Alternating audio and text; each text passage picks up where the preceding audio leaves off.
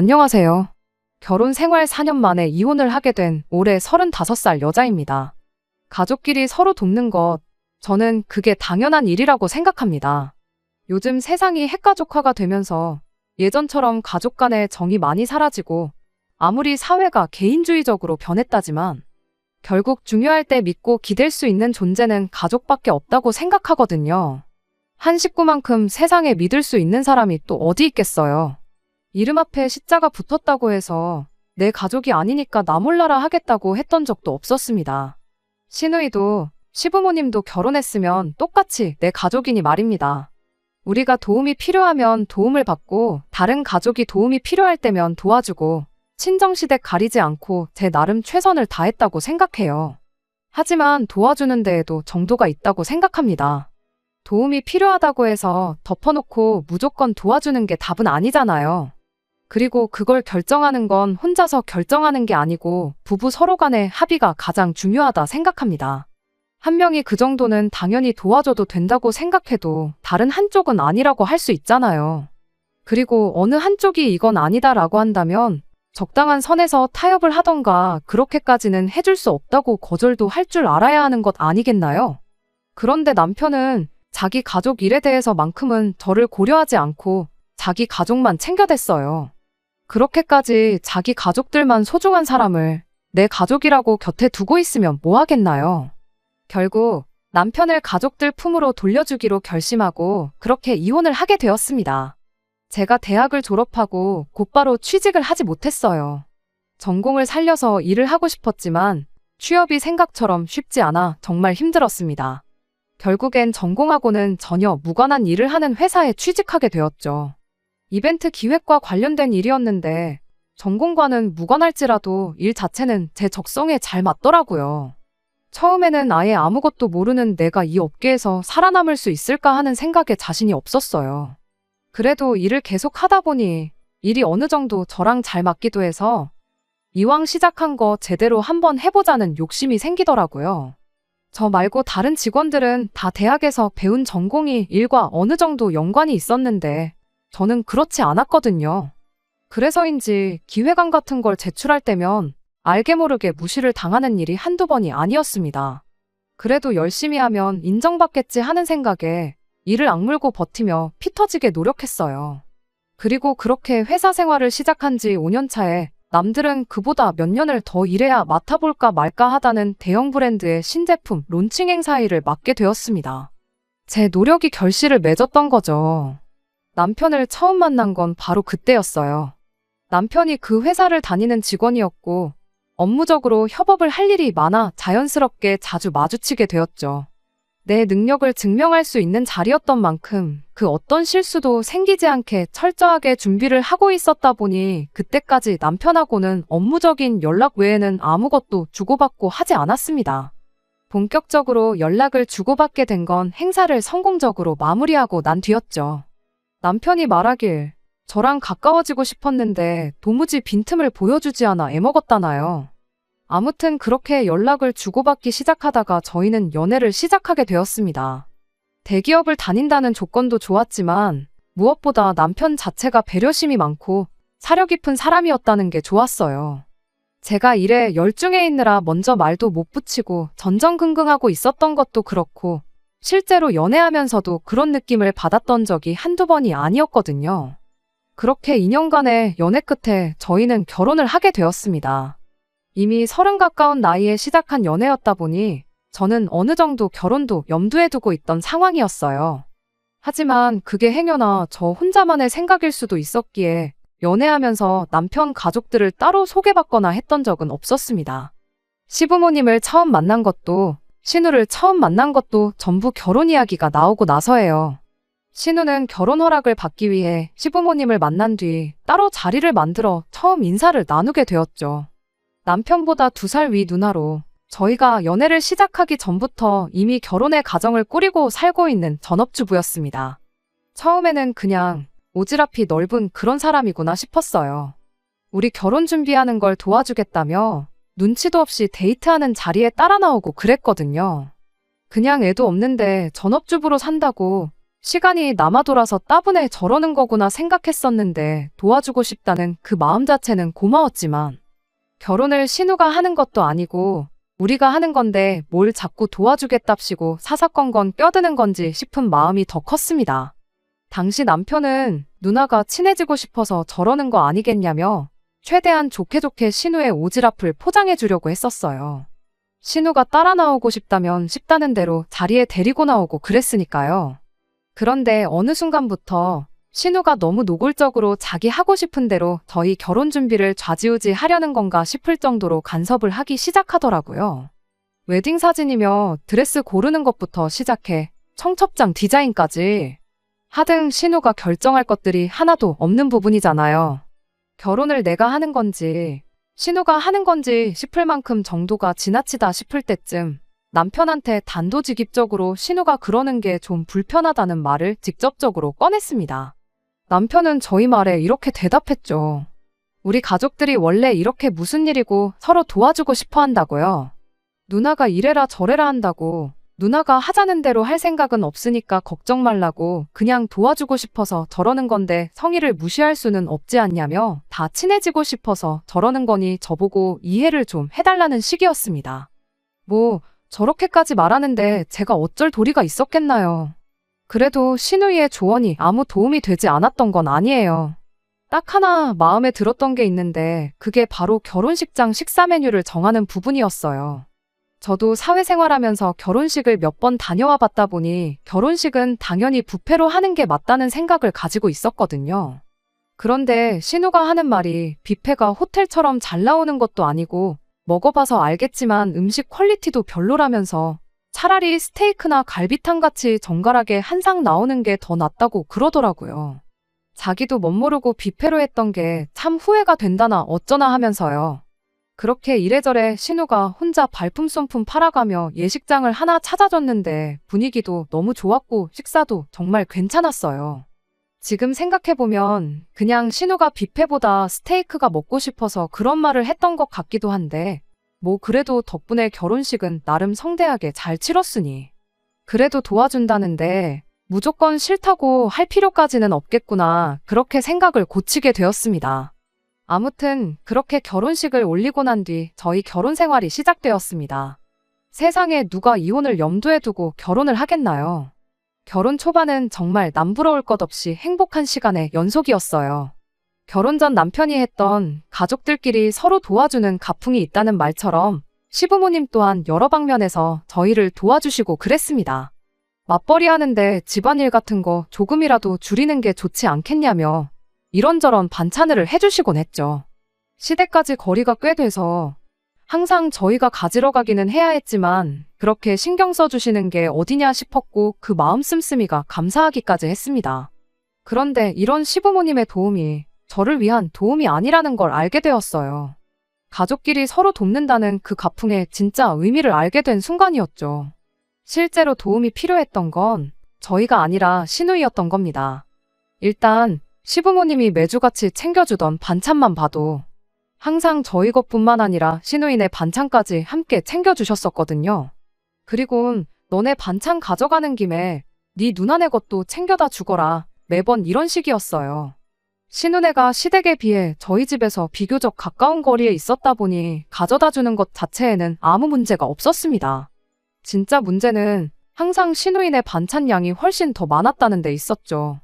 반찬통 크기만 해도 거의 2배 차이가 날 정도였거든요. 종류도 몇 가지나마 더 많았고 저희한테는 따로 안 챙겨주는 국 종류도 몇 개씩 있었어요. 종류나 양이 더 많고 적고 그 자체는 저희한테 큰 문제가 되지는 않았습니다. 어차피 저희 부부는 맞벌이 생활을 하다 보니 저녁도 밖에서 해결하는 경우가 더 많았거든요. 냉장고에 반찬만 많아봐야 집에서 거의 식사를 하지 않는데 그나마 챙겨주시는 적은 양의 반찬들도 제때 다 먹지도 못하고 버리는 일이 부지기수였어요. 그냥 저희들 맞벌이 한다고 집안일 좀 덜 하라고 챙겨주시던 그 마음이 감사했던 거지 반찬이 꼭 필요했던 건 아니었던 거죠. 한 번은 저희가 그 전주에 받은 반찬이 그대로 있어서 이번에는 반찬을 따로 받아오지 않아도 되는 상황이었습니다. 그런데 시어머니가 신우네 걸 가져다 줘야 하니 무조건 오라는 식으로 막무가내셨죠. 신우가 직접 가면 되는 거 아니냐 했더니 걔가 차가 있는 것도 아닌데 이 무거운 걸 어떻게 혼자 들고 가겠냐고 저한테 핀잔을 주셨죠. 그러니 저도 자연스럽게 생각이 바뀌게 되더라고요. 저희 먹으라고 반찬을 챙겨주시는 게 아니라 신우네 걸 챙겨주고 싶은데 신우가 차가 없으니 대신 배달을 시키는 게 아닐까 하는 식으로요. 신우네 주는 거에 비해 보잘것없는 반찬들은 그냥 시키긴 미안하니 심부름값 정도 챙겨주고 있다 생색내려고 그러는 건가 싶은 마음이었어요. 그건 그렇다 쳐도 더 이해할 수 없었던 건 신우이가 애가 있는 것도 아니고 그렇다고 저희처럼 맞벌이를 하는 것도 아닌데 왜 집 반찬을 항상 시어머니가 해주고 계시는 건가 하는 사실이었습니다. 단순히 요리를 못해서라고 한다고 하면 이해할 수 있겠지만 언제까지 시어머니한테 받아먹을 수도 없는 부분이고 신우도 전업주부 생활을 하기로 했으면 자기들 밥 정도는 자기가 알아서 챙겨야 한다는 생각이었거든요. 그래도 내가 너무 예민하게 받아들이고 있는 걸 수도 있겠다 싶어서 최대한 좋은 쪽으로 생각하려고 노력했습니다. 그런데 한 가지 사실을 알게 되면서 그 마음마저도 완전히 돌아서게 되었어요. 바로 남편이 이 반찬값을 저 모르게 따로 시어머니께 지불하고 있었다는 사실이었습니다. 그동안은 저 몰래 하고 있었나 본데 이제 저도 한 식구라 그런 건지 아니면 저는 안중에도 없었던 건지 하루는 제 앞에서 대놓고 남편한테 반찬값 이야기를 꺼내더군요. 이번 달 반찬값은 100만 원만 주면 돼 하고요. 순간 저는 귀를 의심했죠. 그래도 시어머니 있는 자리에서 따지고 들 수는 없어서 반찬 받아 신우네 집에 내려다주는 길에 남편한테 대놓고 물어봤어요. 우리가 먹는 게 얼마나 된다고 반찬값을 100만 원이나 드리고 있냐고요. 남편은 그 질문에 그게 뭐가 문제냐는 것 마냥 자연스럽게 대답을 해주대요. 어디 이 반찬을 우리만 먹냐고 누나네도 먹지 않냐고 하면서 말이에요. 어머니가 반찬 만드느라 고생한 인건비까지 생각하면 오히려 너무 조금 들여서 마음이 안 좋다나 어쩐다나 당당하게 말을 하는데 솔직히 100번 양보해서 시어머니께 용돈을 드린다 생각하면 그 정도 드릴 수도 있다 이해할 수 있어요. 차라리 그렇게 말을 했으면 그동안 몰랐던 내용이지만 이해는 한다고 허나 시댁에만 용돈을 드릴 수는 없으니 친정부모님도 조금 드리겠다 말하고 말았을 이야기였겠죠. 그런데 당당하게 신우네 반찬값도 내주고 있다고 이야기를 하니 짚고 넘어가지 않을 수가 없었습니다. 시어머니가 이번 달은 100만 원만 주면 된다고 했던 말도 그동안은 100만 원 이상을 드리고 있었다는 말이나 마찬가지인 발언이잖아요. 여태까지 돈 들인 게 얼마인지 확인하자는 건 아니었지만 그래도 짚고 넘어갈 건 확실하게 짚고 넘어가야겠다는 생각이었죠. 그래서 남편한테 어머님이 고생하시는 건 맞는 말이지만 시누이네 반찬값은 시누이가 내야 하는 거 아니냐고 그렇게 따져 물었습니다. 그런데 남편은 마치 뭘 이런 사소한 걸 따지고 있냐는 듯한 표정으로 저를 쳐다보면서 대답을 하더군요. 누나나 나나 똑같은 자식인데 그런 게 뭐가 그렇게 중요하냐고요. 누나네는 외벌이인데 그렇게라도 반찬값 줄여서 생활비 부담 덜어주는 것도 좋은 거 아니냐대요. 그 순간 그동안 의문으로만 가지고 있던 것들이 머릿속에서 마치 퍼즐처럼 맞춰졌습니다. 신우가 집에서 딱히 하는 것도 없으면서 시어머니한테 반찬을 받았던 이유가 실은 반찬을 직접 해먹을 필요가 없었기 때문이라는 사실을요. 직접 해먹으면 해먹는 대로 돈을 더 쓰게 되는 꼴이니 그렇게 매주마다 시어머니한테 반찬을 받아다 먹고 있었던 겁니다. 그래서 남편한테 다시 따져 물었어요. 신우가 생활비 아끼는 것도 다 알겠고 그런데 심해부 외벌이로 돈이 부족하면 신우가 집에서 저렇게 일 안 하고 놀 게 아니고 알바라도 구해서 생활비를 보태는 게 맞지 않냐고. 안 그래도 우리 회사에 행사 있으면 진행요원 같은 거 당일치기 아르바이트식으로 많이 구하는데 그런 자리라도 소개해줄까 물었죠. 행여나 신우가 그 어디에도 취직하지 못할 만큼 능력이 없어서 직장을 못 구하는 거라면 가만히 서서 입장하는 인원수만 헤아리는 쉬운 자리라도 소개해주겠다고 일자리를 대신 알아봐주겠다고 돕기 위해 꺼낸 저의 말을 두고 가족끼리 서로 돕는 게 가풍이라던 인간이 정색을 하면서 주제넘게 오지랖 부리지 말라는 대답을 하대요. 누나네는 다 누나네 삶이 있으니까 그러는 거라나요. 그러면서 왜 그렇게 째째하게 구냐며 어머니가 장본값에 반찬하느라 고생한 인건비만 생각해도 70만 원은 좋게 될 거라고. 그렇게 따지면 누나네랑 우리랑 각각 15만 원씩 밖에 안 된다는 건데 그깟 푼돈 가지고 치사하게 굴지 말라는 소리를 하는 겁니다. 그 말도 어이가 없었죠. 일단 말씀드린 대로 신우네랑 저희가 가져가는 반찬의 양부터가 달랐어요. 누가 봐도 신우네가 저희보다 훨씬 더 많이 가져가는 상황에 그걸 15만 원씩 냈다 치자고 절반으로 가르는 것부터가 어이가 없었죠. 그리고 반찬값을 지불한다면 당연히 그 돈에 재료비인 장본값도 포함돼야 하는 거 아니겠나요? 전문적으로 반찬만 파는 가게도 그렇게 장사는 안 할 거예요. 그렇게 조목조목 따져 물었더니 남편이 할 말이 없는지 대번에 말을 바꾸대요. 정색하면서 짜증내던 말투도 바꿔서는 나긋나긋한 목소리로 나중에 우리가 혹시 누나의 도움을 받을 일이 있을지 모르지 않냐며 가족끼리 서로 돕고 사는 가풍을 이해해달라나요? 남편도 쓸데없는 언쟁을 피하려는 눈치였고 더 말해봐야 싸움만 나겠지 싶어서 그냥 지나가는 말로 나는 아무리 생각해도 당신 누나 도움을 받을 날이 오지는 않을 것 같다. 그렇게만 말하고 말을 줄였습니다. 적당한 선에서 끝내고 넘어갔으면 되는 일을 남편은 괜히 지 혼자 제 말에 발끈해가지고 엉뚱한 소리를 꺼내더라고요. 너는 그럼 장모님이 반찬해주시면 그냥 맨입으로 받고 한 푼도 안 드릴 생각이냐고요. 그 말을 듣자마자 헛웃음부터 나더라고요. 그 와중에 꺼낼 이야기도 아니거니와 누가 봐도 남편이 친정에서 반찬을 받는 게 현실적으로 불가능하다는 걸 알고 꺼낸 말이었거든요. 누가 들으면 너도 친정에서 반찬 받아오고 똑같이 돈을 들여라 하는 말처럼 들리겠지만 저희 친정이 지방에 있어서 반찬 받으러 주마다 왔다 갔다 못하는 걸 알고 꺼낸 말이라는 게 다 티가 났어요. 그쯤 되니까 저도 악이 생기더라고요. 이 사람이 해보자는 건가 싶기도 하고 그래서 당연히 드려야지 하고 말을 줄였어요. 제가 더 말을 안 하니 뭐 엄청난 언변으로 저를 논파했다고 생각한 건지 차 안에서 의기양양해서 있는데 어디 두고 보자 싶었습니다. 누군가 그랬거든요. 잘못을 제일 쉽게 깨우쳐 줄 수 있는 방법은 바로 거울치료라고요. 저도 남편한테 똑같이 해줄 작정이었어요. 그날 집에 와서 바로 친정에 전화해서 반찬 좀 몇 가지만 대충 만들어서 보내달라고 연락을 드렸죠. 신우네가 가져간 만큼 무지막지한 양을 해달라고 할 건 아니었지만 돈은 똑같이 100만 원을 드릴 예정이었습니다.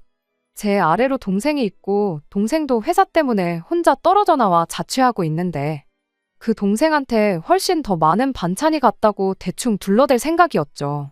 괜히 부부싸움한 거 티내고 싶지는 않아서 친정어머니께는 그냥 오랜만에 엄마가 해준 반찬이 먹고 싶어서 연락을 드린 거라고 했어요. 제 의도와는 다르게 친정어머니는 그걸 심각하게 받아들이셨던 게 문제라면 문제였지요. 생전 자취하던 시절부터 엄마한테 반찬 한번 해달라고 했던 적 없던 딸이 집밥이 그립다며 반찬을 보내달라고 거의 10년 만에 처음 부탁을 해왔는데 저희 어머니 딴에는 얼마나 신경이 쓰이셨겠나요? 그 부분을 제가 생각 못했던 거죠. 차라리 사실대로 말씀드렸으면 싶을 만큼 친정어머니께서 정말 5만 가지 반찬을 해서 보내주시게 되었던 겁니다. 친정어머니가 그만큼 많은 반찬을 하셨다는 것도 어머니가 택배를 보내고 나서야 알게 되었어요. 그때가 여름 한참 때였거든요. 아무리 냉장 포장을 꼼꼼하게 하셨다고 해도 거리가 있다 보니 운송 중에 시간이 꽤 걸리기도 하고 배달 중 차 안에서 음식끼리 흔들리고 서로 부딪혀서 상하는 경우도 많다고 하잖아요. 친정어머니가 우체국에 갔는데 당일 특급 서비스 같은 게 있는지 모르고 늦게 찾아가는 바람에 안 그래도 급하게 받아야 할 택배를 늦게 받게 되었던 거예요. 친정어머니는 이거 어떡하냐고 번거롭게 해서 미안하다고 저한테 전화를 주셨던 거고요.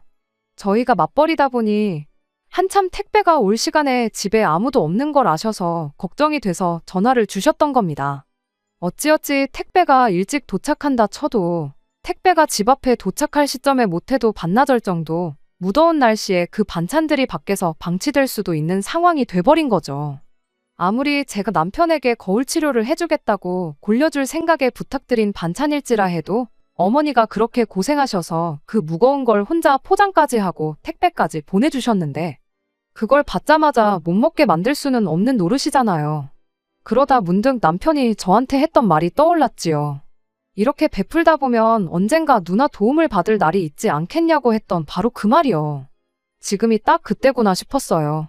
신우야, 뭐 집에서 놀고 먹는 게 일인데 택배 하나 대신 받아주는 거야 어려운 일도 아니지 않겠나요? 지금까지 저 몰래 내 남편 돈으로 반찬들을 편하게 받아 먹었는데 그 정도 부탁은 부탁축에도 못 낀다고 생각했죠. 그래서 남편한테 신우한테 연락해서 내일 정오쯤에 우리 집에 와서 친정에서 보내준 택배 좀 받아달라고 부탁해달라고 말했어요. 그런데 남편이 또 저한테 정색을 하면서 우리 누나가 무슨 네 심부름꾼이라도 되는 줄 아냐며 짜증을 내는 겁니다. 이 말을 듣는 순간 진짜 어이가 없어서 웃음조차 나오지가 않더라고요. 남편한테 제가 바로 따져 물었죠. 가족끼리 서로 돕는 거라고 하지 않았냐고요. 언젠가 신우 도움을 받을 일이 있을 수도 있으니 그렇게 베푸는 걸 아까워하지 말라고 하지 않았느냐고 따졌죠. 지금이 내가 신우 도움이 필요한 그때라고 헛소리 말고 당장 전화해서 부탁하라고 그렇게 이야기를 했는데 남편이 그건 도움이 아니잖아 하면서 제 말을 딱 잘라버리대요. 가족끼리 서로 돕는다고 했던 건 맞지만 그건 돕는다고 볼 수 없는 일이래요. 그러면서 말도 안 되는 소리를 얘라고 들더군요. 내가 처제, 그러니까 제 동생을 우리 집에 불러다가 청소 빨래나 설거지 같은 거 시키면 네 기분은 좋겠냐고요. 제가 신우한테 부탁하려는 게 그런 거랑 마찬가지랍니다. 그런 사소한 걸 시켰다가 누나 기분이라도 상하면 어쩌려고 그러냐는 거죠. 정말 기가 막히고 코가 막혀서 채 타고 혀를 찰 수도 없었습니다.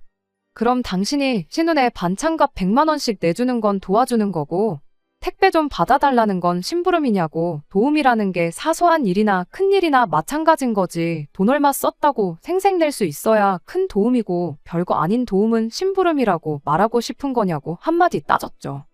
하지만 남편은 끝까지 그건 해주는 사람의 기분에 따라 다른 거라며 절대로 안 될 일이다 단호하게 나왔어요. 끝내 신우한테는 물어보는 신용조차 하지 않더군요. 그럼 저도 이제 더 이상 참고만 있지는 말아야겠다는 생각이 들었습니다. 네가 이렇게 나온다면 나도 똑같이 치사하게 나가야겠다는 생각뿐이었죠. 택배도 제가 직접 받기로 했어요. 회사에는 사정을 설명하고 조금 일은 퇴근을 했죠. 오히려 회사에서 뭐 그런 걸 가지고 반차까지 쓰냐며 그냥 다녀오라고 시간까지 비워주대요. 누가 남이고 누가 가족인지 정말 어이가 없었습니다. 그래도 할 일은 마치고 가야 했다 보니 제가 집에 도착했을 때 이미 택배는 도착해 있었어요. 다행히 냉장 포장을 워낙 꼼꼼하게 해주셔서 반찬들에는 아무 문제도 없었고 오랜만에 엄마 손맛도 느낄 수 있었네요.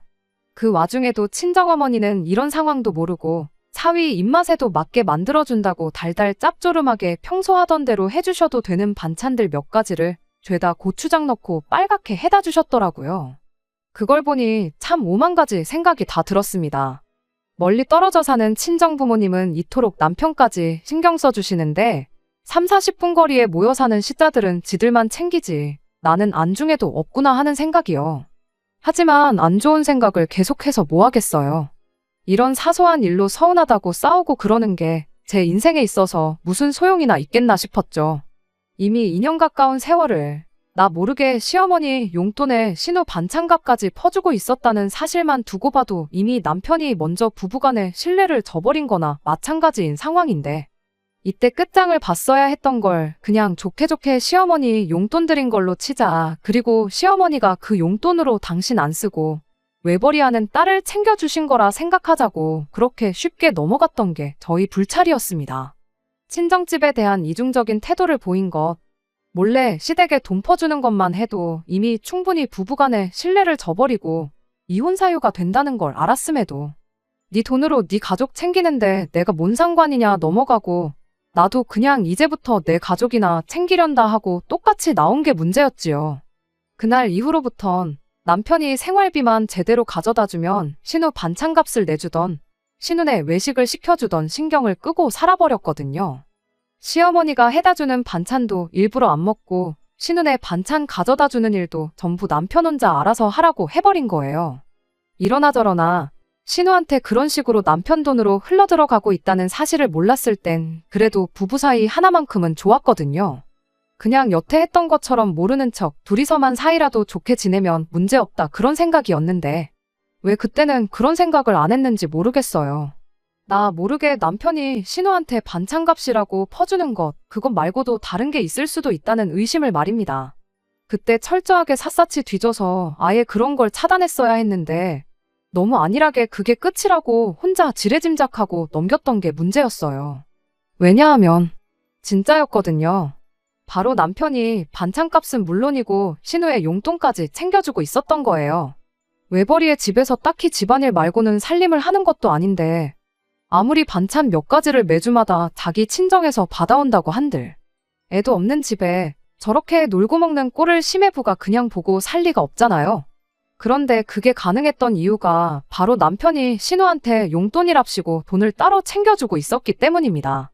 생활비 외에는 지출을 거기서 해결해버리니 심해부도 신우가 일을 하면 좋기야 하겠지만 딱히 강제로 일을 시킬 수도 없는 노릇이었던 거죠. 이미 생활비의 가장 큰 부분인 식비랑 자기 용돈을 알아서 해결하고 있었던 거니까요. 그 사실을 알게 된 이유도 어이가 없어요. 얼마 전 남편이 난데없이 그 사실을 자기 입으로 직접 저한테 물어버렸거든요. 하루는 남편이 난데없이 저한테 모아놓은 돈이 얼마나 되냐고 묻대요. 평소 제 돈에 대해선 일절 관심도 없었던 인간이 갑자기 얼마나 물어놓았느냐 물어오니 안 좋은 조짐이 보여 얼마나 있는지 알려주는 게 아니라 왜 그런 건 물어보느냐고 이유부터 확인했죠. 남편은 제가 떠보고 있다는 건 생각도 못한 건지 곧바로 심해부와 신우의 이야기를 꺼내더군요. 일단 심해부는 그냥 평범하게 회사 다니는 직장인이에요. 그런데 다니고 있던 회사가 근래 사정이 안 좋아지면서 강제로 희망퇴직을 당하게 되었던 겁니다. 말은 희망퇴직이라고 포장하긴 하는데 선택권이 없는 거나 마찬가지였다 해요. 그래도 희망퇴직이라고 퇴직금 말고도 위로금으로 1억을 더 받아왔다고 하는데 암만 신우네가 아이가 없다고 한들 저금도 따로 없는 집에 퇴직금 6천 정도의 위로금 1억 받아온 걸로 두 사람이 버텨봐야 몇 년이나 버티겠나요. 새로 일자리를 구해보려고 했지만 요즘 같은 상황에 새로 일자리 구하는 것도 쉬운 일이 아니었답니다. 그러니 마음이 다급해진 심해부가 언젠가부터 신우를 닥달하기 시작했대요. 저는 당연히 닥달했다는 게 너도 이제 일을 구해 생활비를 보태라 뭐 이런 소리인 줄 알았거든요. 그런데 그게 아니었어요. 남편이 자기가 여지껏 누나가 매형 눈치 안 보고 살 수 있게 매달 100만 원씩 보내주고 있었다는 소리를 그때 처음 해왔죠. 어찌나 당당하게 말하던지 어이가 없는 걸 떠나서 따져물을 겨를도 없었습니다. 그런데 이제 그거 안 보내주고 대신 1억을 도와주기로 했다는 거예요. 매형이 누나랑 같이 창업을 하려고 하는 것 같은데 당장 돈이 1억 정도가 모자라는 상황이라나요? 그러니까 심해부가 신우한테 말하길 그 100만 원씩 받는 거 그거 받아와 봐야 네 쓰고 싶은데 쓰지 않냐고. 그러니까 그건 이제 그만 받고 안 받는 대신에 한 1억 정도를 한 번에 받아오라고 했다는 거예요. 어이가 없었죠. 남편은 앞으로 평생 누나 100만 원씩 보내주면 돈이 얼만데 1억만 만들어주면 앞으로 안 받겠다고 하니 얼마나 돈을 절약할 수 있겠냐고 자랑스럽게 말하는데 더 들었다간 우라통이 터져 죽겠다 싶어서 혼자 떠드는 남편 말 자르고 그럼 이 상황이 지금 내가 모아놓은 돈이랑 무슨 상관이냐고 물어봤죠. 그랬더니 또 당당하게 한마디 하대요. 자기가 엄마 주고 누나 주고 우리 생활비 주고 자기 쓸 돈 쓰면 남는 돈이 얼마나 되겠냐며. 모아놓은 돈이 없으니까 제 돈으로 신우네 가게 차리는데 돈을 보태고 싶다는 소리를 하는 겁니다. 어이가 없었죠. 아니 어이가 없었다기보단 진짜 이러다가 우라통이 터져버리겠다 싶었어요. 내가 미쳤냐고. 내 통장에 1억이 아니라 100억이 있어도 당신 누나네한테 단돈 1,000원 한 장도 내줄 생각 없으니 꿈깨라고 그냥 그 자리에서 단호하게 말했습니다. 그랬더니 저보고 너무한 거 아니냐는 소리를 하더라고요. 어떻게 한 가족이 되어서 누나가 저렇게 어려워하는데 모른 척을 할 수 있냐고요. 모른 척은 웃기는 소리 하지 말라고. 애초에 네가 니네 엄마한테 가져다 준 돈이랑 나 모르게 또 니네 누나한테 퍼준 돈만 단순히 계산해도 4년 동안 1억은 좋게 넘을 텐데 지금 1억을 내주면 앞으로 줄 돈이 없어지니까 돈을 아낀다는 소리를 할 수가 있냐고. 그게 제정신으로 하는 소리냐고 그렇게 따졌죠. 그랬더니 그때는 그때대로 누나가 힘들었으니 도와줬던 거 아니겠냐고. 게다가 엄마한테 준 돈이랑 누나한테 준 돈은 엄연히 다른 돈인데 왜 그것까지 한 번에 합쳐서 계산하냐고. 저보고 계산 방식이 참 웃기다고 되려 큰 소리를 뻥뻥 치는 거 아니겠어요? 그러더니 또 우리 집 가풍이 어떤지 잘 알고 있지 않냐고. 나는 어릴 때부터 가족끼리 서로 챙겨주는 게 당연하다고 배워왔다며 지금 당장만 생각하지 말라고 저한테 충고하듯 한마디 하는 겁니다. 나중에 우리가 똑같이 힘든 상황이 오면 이 세상 누가 선뜻 나서서 도와주겠냐고요. 힘들 때 기댈 수 있는 건 이 세상에 가족밖에 없는 거 알지 않냐며 또다시 가족 타령을 하고 있는 겁니다. 아니, 가족끼리 끈끈한 거 내가 몰라서 이러냐고. 나는 니네 가족 때문에 힘들면 힘들었지. 뭐 하나 도움받은 적 한 번 없다고 한마디 해줬습니다. 가족 핑계로 한쪽만 일방적으로 희생하라고 하지 말라고. 챙기고 싶으면 네가 네 돈으로 챙기라고 가족끼리 서로 돕는다는 그 말도 이젠 우습지도 않다고 했어요. 너한테 가족이란 이름 앞에 시자 붙어있는 네 가족뿐이지 않냐 한마디 했습니다. 그렇게 한참 따지는데 답답해하고 있는 남편 꼴을 보자니 이걸 설명하고 있는 제 자신도 우습고, 저렇게 강하게 나오는 걸로 봐선 제가 끝까지 싫다고 할 경우 어디 빚이라도 내서 기어코 누나를 도와주겠구나 싶더라고요. 그래서 그냥 제가 포기하기로 했어요. 당장 돈이 없으면 내가 돈 마련할 방법 알려주겠다고. 나랑 이혼해서 재산 분할 받아가라고 한마디 해줬죠. 나는 이제 니네 가족 안 할 테니까 그 돈 받아다가 누나를 챙기든 엄마를 챙기든 둘 다 챙기든 네 좋을 대로 하라고요. 어차피 진짜 이혼하려고 꺼낸 말이었고 남편이 제 말을 듣고 잘못을 깨달아 사과해온다고 한들 받아줄 생각도 없었습니다. 그런데 이 가족에 미친 인간이 기어이 진짜 그 방법밖에 없겠냐면서 하는 수 없이 이혼을 해야겠다는 식으로 나오더라고요. 너랑 나는 뭐 서류 한 장으로 가족이 된 거고 서류 한 장으로 다시 남이 될 수 있는 사이지만 피가 섞인 가족은 무슨 수를 써도 남이 될 수는 없는 거 아니지 않겠느냐면서 말이죠. 그러더니 대신 재산 분할은 정확히 절반 나눠서 가져가는 걸로 하자는 겁니다. 내가 미쳤냐고. 여태 네가 니네 가족 퍼준 건 생각도 안 하고 내 돈까지 합쳐서 절반을 가져갈 생각을 하느냐고. 염치 좀 있어봐라 했죠. 어차피 결혼할 때 반반 가지고 했으니 결혼할 때 가져온 만큼만 딱 잘라서 가져가라 그렇게 한마디 해줬습니다. 그런데 기어이 남편은 그렇게는 안 되겠다고. 내 돈까지 합쳐 절반 재산 분할을 받는 게 이치에 맞다며 소송 준비를 하기 시작했어요. 어디 한번 할 테면 해봐라 였습니다. 저는 소송에서 질 자신이 없었거든요. 그리고 역시나 남편이 시어머니와 신우한테 돈을 주기적으로 보내고 있던 기록이 고스란히 남아있어 재산 형성의 기여도가 전혀 없었다는 걸 인정받아 남편이 원하는 대로 재산 분할을 절반씩 나누는 일은 없었네요. 기어이 진흙탕 싸움 끝장을 보자고 먼저 나온 건 남편인데 제가 거기서 남편 사정을 더 봐줄 필요가 뭐가 있었겠어요? 그 길로 저는 바로 위자료 청구 소송에 들어갔고 유책 배우자였던 남편에게서 2천만 원의 위자료를 받아낼 수 있었습니다. 이왕 개싸움이 돼버린 김에 시어머니랑 신우한테도 위자료 청구를 하려고 했는데 안타깝게도 시어머니한테 들어간 돈은 제가 인정하고 넘어간 부분이기도 했고 신우이 또한 남편이 자발적으로 돈을 보낸 거지 신우가 직간접적으로 돈을 요구했다는 증거가 없어 변호사님이 그렇겐 힘들거다 하길래 그건 포기했네요. 그래도 남편이 원하던 대로 재산 분할 안 해주고 위자료에 소송비까지 다 물린 게 어디냐 싶어 그냥 거기서 만족하기로 했습니다. 그렇게 남편과는 완전한 남남이 되어버렸죠. 그 후로 남편은 저한테 위자료 내주고 나머지 분할받은 그 돈으로 결국 신우네 가게 차려주는데 돈을 보태줬던가 봐요. 대신 오갈 곳 없어진 남편은 신우네 들어가서 살기로 했다던데 얼마 전 시어머니한테서 연락을 한 통 받게 되었어요. 대번에 저한테 대놓고 묻대요. 혹시 지난 날은 다 잊고 남편하고 재결합을 할 생각은 없느냐고요. 솔직히 저는 그럴 생각이 눈꼽만치도 없었지만 갑자기 저렇게 나오는 이유가 뭔가 궁금하긴 하더라고요. 그래서 약간 여지를 주는 척하고 무슨 일이 있느냐 물어봤어요. 저는 신우네가 창업하면 당연히 얼마 못 버티고 망할 줄 알았는데 어떻게 심해부가 수완이 좋아 장사가 생각보다 더 빠르게 자리를 잡았나 보더라고요.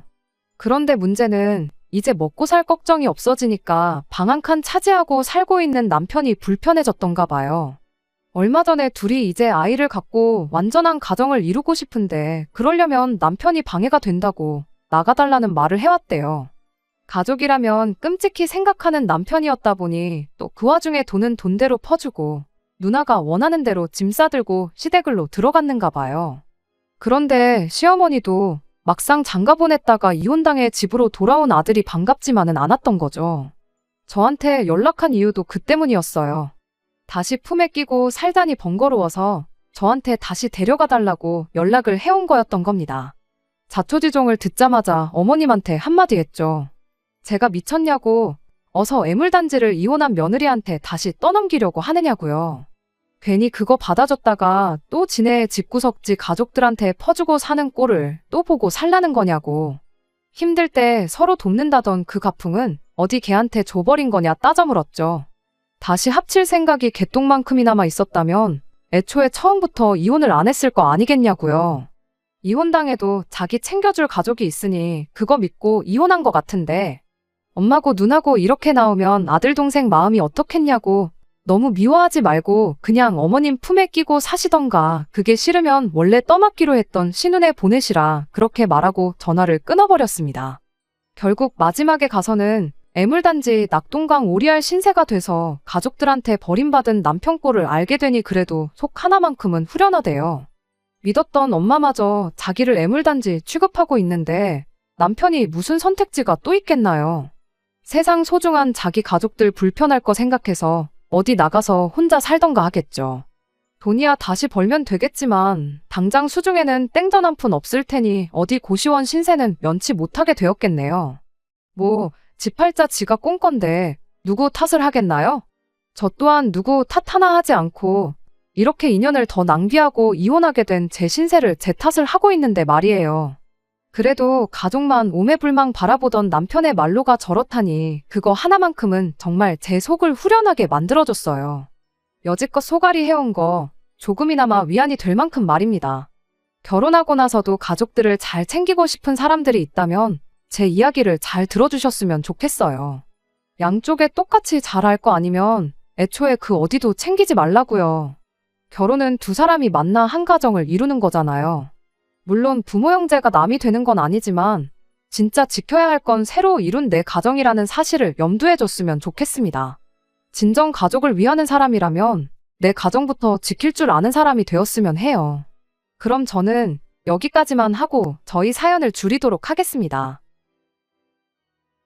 끝까지 들어주셔서 감사합니다. 오늘의 사연은 여기까지입니다. 구독과 좋아요, 알람 설정 부탁드리고 더 좋은 사연으로 다시 찾아뵙겠습니다. 감사합니다.